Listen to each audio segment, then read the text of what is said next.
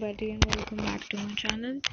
Today in this video we will be continuing orthodontic synopsis and this is part 4 and उन सभी के लिए जो रिक्वेस्ट कर रहे थे इस वीडियो के लिए थोड़ा सा डिले हो गया because my health issues were not good. So अभी हम इस वीडियो में आगे का सिनॉप्सिस पढ़ने वाले हैं। अभी तक मैंने ऑर्थोडोंटिक के सिनॉप्सिस की 3 वीडियोस अपलोड करी थी, पार्ट 1, 2, 3। ये 4th पार्ट है और इसमें हम आगे कंटिन्यू कर रहे हैं। And sorry for the delays because कई बार कुछ प्रॉब्लम्स होती हैं उनके कारण वीडियो नहीं आ पाती, but I will try my best to give a proper schedule and time so that you will all get to know that which topic is covered and in which time. So people who are new on my channel, this channel is basically for those who are doing their BDS, currently doing their BDS or want to pursue their MDs or other courses after BDS. So हम यहाँ पे सारा का सारा dental pulse book जो होती है वो डिस्कस करते हैं, उसका सिनॉप्सिस डिस्कस करते हैं। तो ये ऑर्थोडोंटिक्स का पार्ट 4 है, अभी ऑर्थोडोंटिक्स चल रही है। तो इस टेबल में हमने क्या पढ़ना है, Moyers analysis, Hixon and Oldfather analysis, Stanley Kerber, Tanaka Johnson, Nance model and Huckaba. ये जो सारे के सारे एनालिसिस हैं इनकी रिक्वायरमेंट्स के बारे में यहाँ पे बात करी गई है कि मोयर एनालिसिस में आपको किस किस चीज़ की ज़रूरत पड़ती है, करता क्या है वो। तो एक छोटा सा ब्रीफ इसमें लिखा हुआ है कि लोअर इंसाइजेस की विड्थ की ज़रूरत पड़ती है और रेफरेंस टेबल्स की ज़रूरत पड़ती है। ठीक है, तो मैंने यहाँ पे कुछ पिक्चर्स ली हैं सो दैट थोड़ा सा अंडरस्टैंडिंग बेटर हो सके कि मोयर एनालिसिस होता क्या है। It measures the width of each of 4 permanent mandibular incisors, total mesodistal width of mandibular incisors, using prediction chart for space available in mandibular arch, locate the value closest to the sum of the 4 mandibular incisors. ठीक है, तो यहाँ पे mesodistal width of lower incisors को major किया जाता है, उसके लिए रेफरेंस टेबल की जरूरत भी पड़ती है। एक मेजर्ड वैल्यू होती है, एक रेफरेंस वैल्यू होती है। तो इस चीज़ के लिए मोयर एनालिसिस में आपको ये बताओ, अगर आप पेपर में इसको करोगे तो आपको हल्का आइडिया हो जाएगा कि इसमें क्या क्या ज़रूरत पड़ती थी। मोयर एनालिसिस में आपको मेन चीज़ याद रखनी है लोअर इंसाइजर्स का मेसोडिस्टल विड्थ। ठीक है, उसके बाद यहाँ पे बात करें कि ये सारे के सारे एनालिसिस में पुरानी वीडियो में भी बता चुकी हूँ, दोबारा से बता रही हूँ इस वीडियो में। हिग्सन और फर्दर में हमें रेडियोग्राफ्स और रेफरेंस टेबल्स की ज़रूरत पड़ती है। ठीक है, यहाँ पे रेडियोग्राफ्स की काफ़ी ज़रूरत पड़ती है और साथ में हमें रेफरेंस टेबल्स की भी ज़रूरत पड़ती है। तो अगर आपसे पेपर में पूछा जाए कि कौन सा एनालिसिस है जिसमें रेडियोग्राफ्स भी हैं, रेफरेंस टेबल्स भी हैं, तो आपको पता होना चाहिए। Higson और Father is actually a combination of radiographic and correlation statistical method. They found strongest correlation from sum of width of central and lateral incisor in one quadrant plus sum of width of 2 premolars of same quadrant as measured in radiograph. ठीक है, तो central incisor और lateral incisor का width का सम plus 2 premolar same quadrant के उनका सम अगर हम लें, दैट इज यूज्ड इन हिग्सन ओल्डफादर। हल्का ब्रीफ, हिग्सन ओल्डफादर में सेंट्रल इंसाइजर, लेटरल इंसाइजर और प्रीमोलर्स का यूज है प्लस एक्सरे का यूज है। उसके बाद स्टैनले केबर में हमारे पास कास्ट, रेडियोग्राफ्स, प्रेडिक्शन टेबल्स, इन तीनों की ज़रूरत पड़ती है। जो भी जिस भी पॉपुलेशन में हम कर रहे हैं इसको, उसमें हमें कास्ट, एक्सरे और टेबल तीनों की ज़रूरत पड़ती है। ठीक है, From the cast on one side, measures the mesodistal width of permanent mandibular central and lateral incisors. Mandibular incisors का mesodistal width. From the periopical radiographs, measure the mesodistal width of unerupted first, second premolars. ये कुछ कुछ same ही है जैसे एक्सोनोल्ड है। इसके अंदर हमें रेडियोग्राफ से प्रीमोलर्स की विड्थ लेनी है और हमें कास्ट से मैंडिबुलर, सेंट्रल, लेटरल इंसाइजर की विड्थ लेनी है। Total the mesodistal width of the 4 teeth. Compare the measured value to the estimated tooth size from Higson और Father chart. ठीक है, तो जो उसमें रेफरेंस टेबल्स थी उससे आप इसको कंपेयर कर लीजिए, इनकी सारी की सारी मेजर डिस्ट्रीब्यूट चारों के चारों दांतों की आप उनसे कंपेयर कर सकते हैं। तो ये हम स्टैनले केबर में करते हैं। This is almost same as like Hixon all father.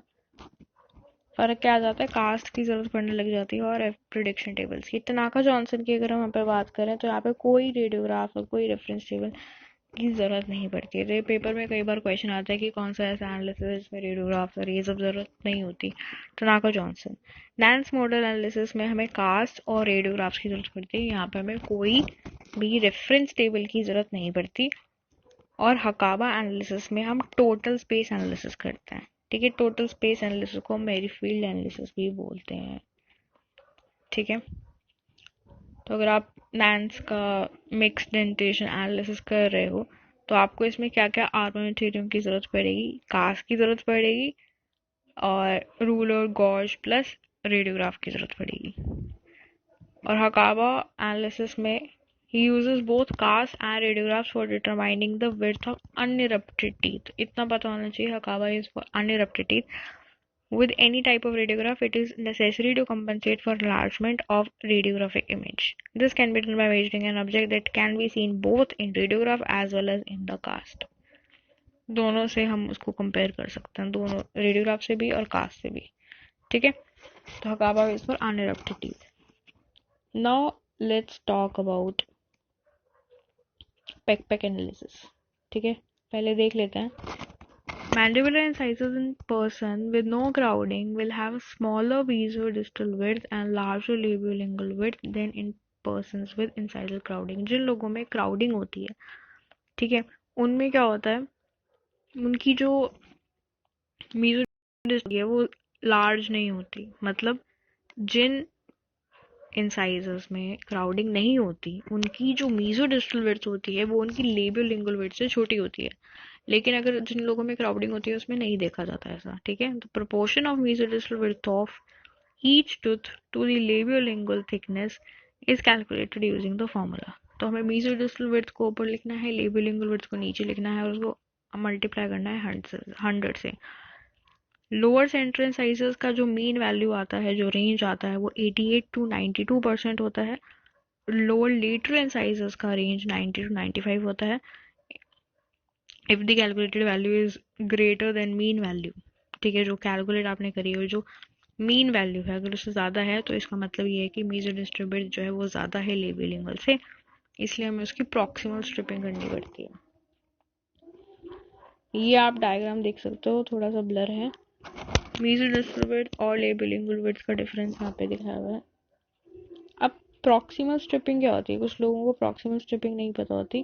Proximal striping का क्या मतलब होता है, जब हम रिमूव कर देते हैं छोटा सा एनामल का पार्ट एक टूथ के दोनों साइड से, जिस हिसाब से आप देख सकते हो इस हिसाब से, ये जो जिस हिसाब से हम यूज़ कर रहे हैं इंस्ट्रूमेंट, और हम दांतों के बीच में और इनके साइड वाला जो एनामल पोर्शन है उसको हटा देते हैं, that is called as proximal striping.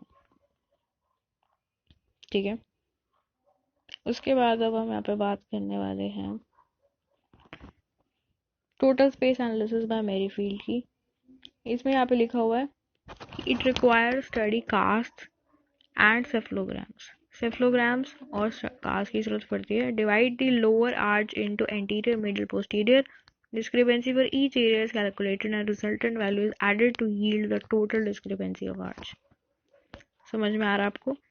हमें क्या करना है यहाँ पे, इस एनालिसिस में डिफरेंस क्या था कि इसने पूरी एक आर्च को 3 पार्ट में डिवाइड कर दिया, हर क्वाड्रेंट को। ठीक है, तो उसकी हर एक डिस्क्रिपेंसीज अलग अलग ली और फिर उनको ऐड किया।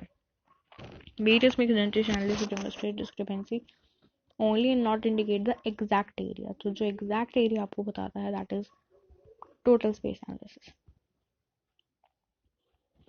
उसके बाद यहाँ पे काफ़ी सारी थ्योरीज आती हैं टच मोमेंट की, जो एक्सेप्टेड थ्योरीज हैं। प्रेशर टेंशन थ्योरी श्वास ने जो दी थी, फ्लूइड डायनामिक और ब्लड फ्लो थ्योरी बेंड ने दी थी, और bone bending piezo electric theory. ये 3 टाइप की थ्योरीज हैं, ज़रा देख लेते हैं उनको। प्रेशर टेंशन थ्योरी क्या कहती है कि जब भी हम एक टूथ को मूव करवाने की कोशिश करते हैं तो उसका एक साइड में जब हम मूव करवाते हैं तो एक साइड पे प्रेशर बिल्डअप होता है, दूसरी साइड पे टेंशन बिल्डअप होती है। तो जहाँ पे प्रेशर बिल्डअप होता है वहाँ से पीडीएल कंप्रेस्ड हो जाता है, ब्लड वेसल्स कंप्रेस्ड हो जाती हैं, ब्लड फ्लो कम हो जाता है, और जहाँ पे टेंशन बनती है वहाँ का जो पीडीएल है वो स्ट्रेच्ड हो जाता है, उनके पीडीएल का साइज बढ़ जाता है, उनकी ब्लड वेसल्स डायलेट करती हैं, जिसकी वजह से उल्टा होता है, वहाँ पे ब्लड फ्लो ज़्यादा बढ़ जाता है। तो ये जो दोनों चीज़ें हैं, दोनों चीज़ों की वजह से केमिकल मैसेंजर स्टिमुलेट होता है जो कि टूथ मूवमेंट करवाता है। That is pressure tension theory. दूसरी जो थ्योरी है वो है fluid dynamic theory. Fluid dynamic theory क्या कहती है कि ये तो इस स्लाइड में बताया हुआ है कि भी टाइम के हिसाब से अगर 1 सेकेंड लेस है, 1 to 2 सेकेंड्स हैं, 3 to 5 सेकेंड्स है, तो क्या क्या पीडीएल पे फर्क पड़ेगा। लेकिन फ्लूइड डायनामिक थ्योरी का क्या मतलब होता है कि जब हम किसी चीज को मूव करवाते तो फ्लूइड की मूवमेंट की वजह से टूथ मूव होता है। ये बेन ने बोला था। Third one is bone bending theory और पीजोइलेक्ट्रिक इफेक्ट थ्योरी। इसमें क्या होता है, लास्ट पैराग्राफ पढ़िए। Piezoelectricity is a phenomenon observed in many crystalline materials in which deformation of crystal structure produces a flow of electric current. As a result of displacement of electrons from one part of crystal lattice to other, a small electric current is generated and bone is mechanically deformed. Basically क्या कह रहा है कि जो हमारा crystalline material है, इसका जो स्ट्रक्चर है क्रिस्टल्स का, उनकी डिफॉर्मेशन की वजह से इलेक्ट्रिक करंट बनता है, जिसकी वजह से टूथ मूव करता है। ठीक है, तो ये तीनों थ्योरीज थी। उसके बाद यहाँ पे बात करी गई है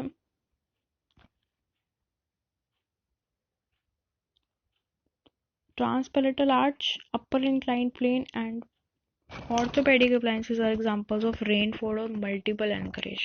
Rainfall and multiple anchorage, type of anchorage होता है। एंकरेज 3 टाइप के होते हैं मेनली। स्टेशनरी, ठीक है, एक स्टेशनरी होता है, एक रेनफोर्स्ड होता है जिसको मल्टीपल भी बोल देते हैं, ठीक है, और एक और होता है। तो ये जो एंकरेज है, इसके अंदर अगर हम एग्जांपल्स की बात करें तो जो रेनफोर्स्ड वाला होता है उसका पहला एग्जांपल है ट्रांसपैरेंटल आर्च, जो कि इस हिसाब से दिखता है। फिर आता है अपर इंक्लाइंड प्लेन, ठीक है, और फिर आता है हमारे पास ऑर्थोपेडिक डिवाइसेस, जिसमें कि हमारे पास हेड गियर्स, फेस मास्क और चिन कप आते हैं। ठीक है, फिर हमारे पास साइनॉप्सिस में जो अलग दूसरा पॉइंट है उसमें बताया हुआ है ट्रांजिएंट मालोक्लूजन के बारे में। ट्रांजिएंट मालोक्लूजन ऐसे होते हैं जो सेल्फ करेक्टिंग होते हैं, जो समय के साथ अपने आप ठीक हो जाते हैं। तो उसके एग्जाम्पल अगर हम देखें तो अगर किसी को स्केलेटल क्लास 2 डिफेक्ट है, मालोक्लूजन है वो ट्रांजिएंट वाला, तो वो अपने आप ठीक हो जाएगा। ओपन बाइट अगर गम पैड्स में दिख रही है तो वो भी। फ्लश टर्मिनल प्लेन अपने आप ठीक हो जाता है। अकली डकिंग स्टेज और flaring of maxillary incisors, first deep bite and second deep bite, ये जो चीजें होती हैं टाइम के साथ अपने आप ठीक हो सकती हैं। ठीक है, 44 पॉइंट में यहाँ पे डिजिटल शू स्पेस मेंटेनर के बारे में बताया हुआ, which is in practice now is Rogers appliance. ये एक इंट्रा एल्वुलर अप्लायंस होता है, ठीक है, इस हिसाब से दिखता है डिजिटल शू स्पेस मेंटेनर। बच्चों में काफ़ी यूज़ करते हैं हम, तब इसको यूज़ करते हैं जब हमारे पास परमानेंट जो फर्स्ट मोलर होता है उसका जो सेकेंड वाला मोलर अगर वो निकल जाए, किसी वजह से एक्सट्रैक्ट हो जाए, तो हम फर्स्ट मोलर की हेल्प से स्पेस मेंटेन कर लेते हैं, ताकि हमारे फर्स्ट मोलर की मीजल ड्रिफ्ट ना हो सके।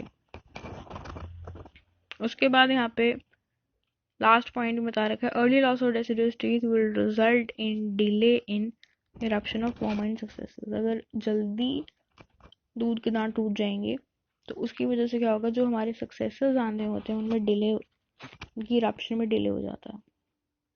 अब इस टेबल में काफ़ी सारी एक्सरसाइजेस के बारे में बात करी गई है कि अगर हमें मैसेटर मसल की एक्सरसाइज करवानी है तो हमें क्या करना चाहिए। क्लेंचिंग ऑफ टीथ करनी चाहिए, ठीक है, बाय काउंटिंग टू 10, 10 तक गिनकर क्लेंच अगर हम करेंगे तो हमारा मैसेटर मसल का एक्सरसाइज है। लिप्स की एक्सरसाइज के लिए बटन पुल एक्सरसाइज और टग ऑफ वॉर एक्सरसाइज।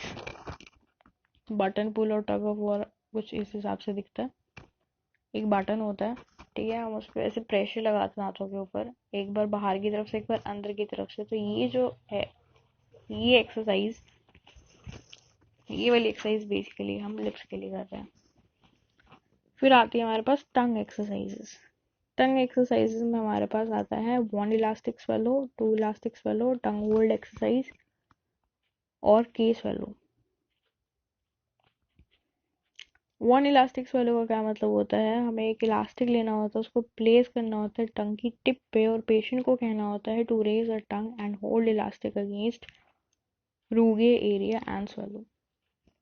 ठीक है, टू इलास्टिक स्वेलो में हम क्या करते हैं, एक 5/16 इंच का इलास्टिक प्लेस करते हैं टंग के ऊपर in one mid line and other on the top of the patient is asked to swallow with the elastic same position. Patient को कहते हैं कि अब आप स्वेलो करिए, लेकिन आपके इलास्टिक सेम पोजीशन में रहे, एक के ऊपर एक रखते हैं।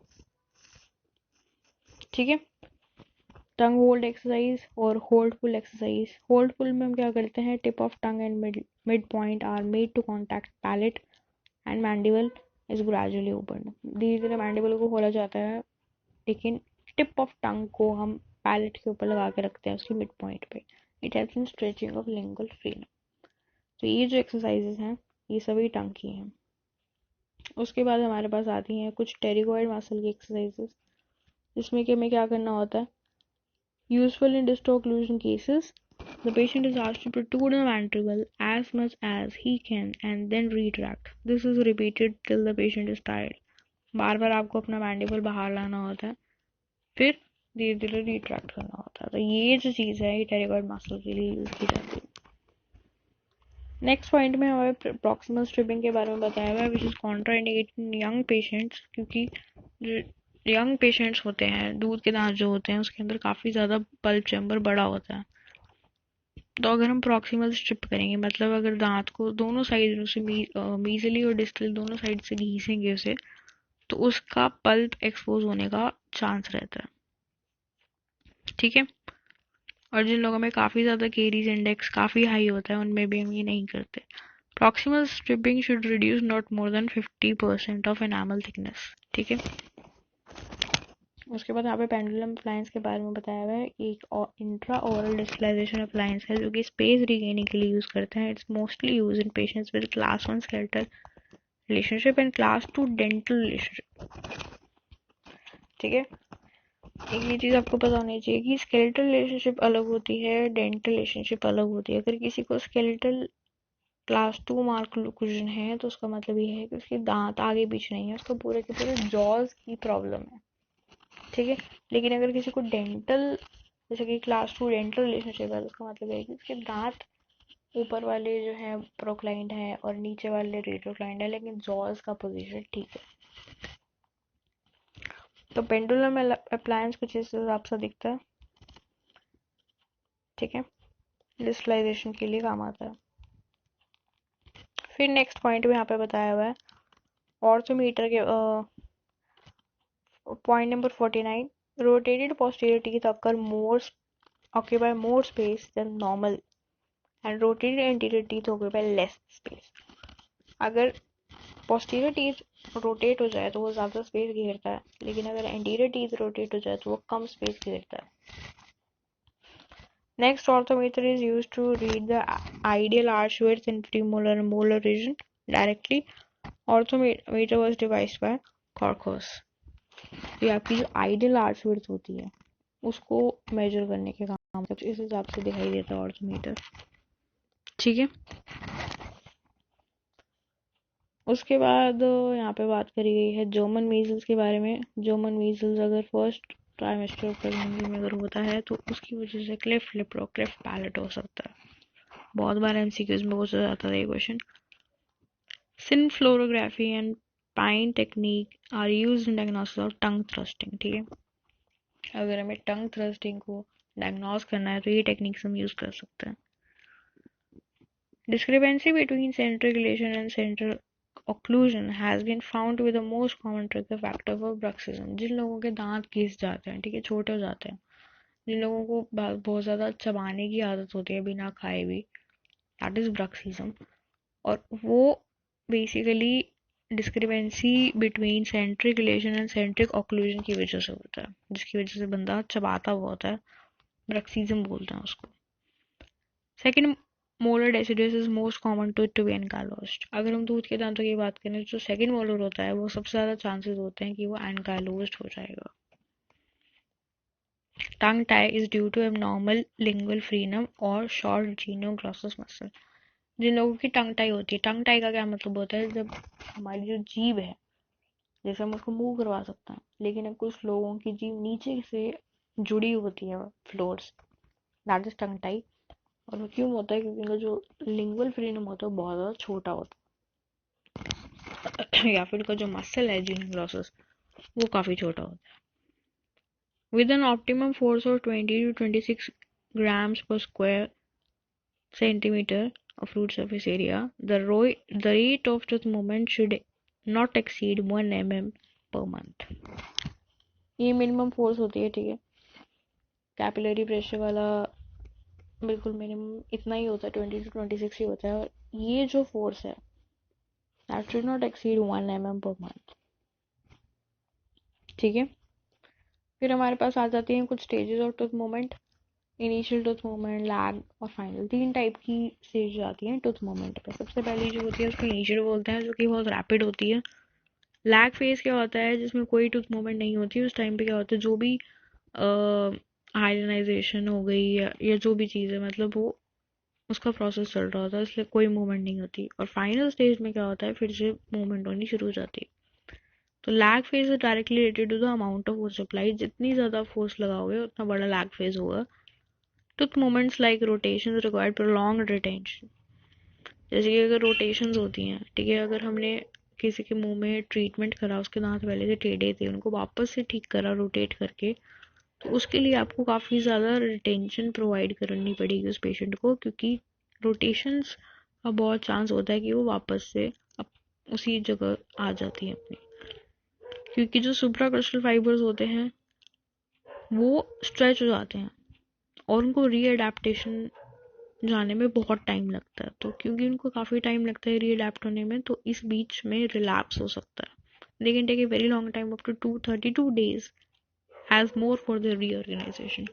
इसलिए हम सुप्राक्रिस्टल फाइब्रोटॉमी प्रेफर करते हैं, हम उनको कट कर देते हैं फाइबर्स को, ताकि रिलैप्स ना हो।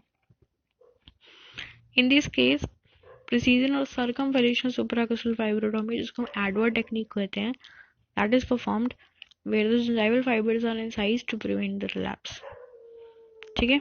उनको हम कट कर देते हैं और इसमें हम लोकल एनेस्थीसिया देते हैं विद, साथ में कट जिससे करते हैं वो नंबर 11 का ब्लेड होता है।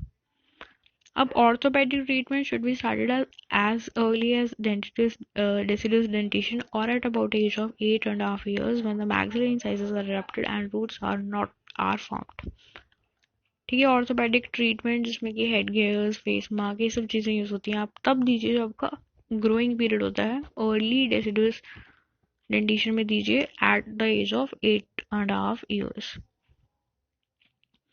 Reverse pull head gear is also known as Eric and Nakamura appliance, ठीक है। रिवर्स पुल हेड गियर को फेस मास्क भी बोलते हैं। Supernumerary teeth should be differentiated from supplemental teeth which resemble the adjacent teeth, ठीक है। सुपरनुमेरी और supplemental दो अलग अलग टाइप्स होती हैं। Supplemental teeth are common in premolar and lateral incisors region, whereas supplementary teeth, sorry, supplemental जो टीथ होता है वो प्रीमोलर और लेटर इंसाइजर रीजन में काफ़ी ज़्यादा दिखाई देता है, वो बिल्कुल एडजेसेंट दांत जैसा दिखाई देता है। लेकिन जो सप्लीमेंट्री टीथ होते हैं that are common in midline followed by third molar and premolar regions, ठीक है। ये नेक्स्ट टेबल हम अगली वीडियो में करेंगे। तो अगर आपका कोई भी डाउट रहता है, कोई चीज़ आपको समझ में नहीं आती है, फिर अगर किसी चीज़ की कोई साउंड क्वालिटी या वीडियो क्वालिटी अगर ख़राब है, तो आप मुझे कमेंट में बता सकते हैं। और in the next video I will try to finish this analysis, okay. And अगर आपको वीडियो ज़रा सा भी हेल्पफुल लगा है, so do like it and share with your friends and subscribe to my channel. Thank you.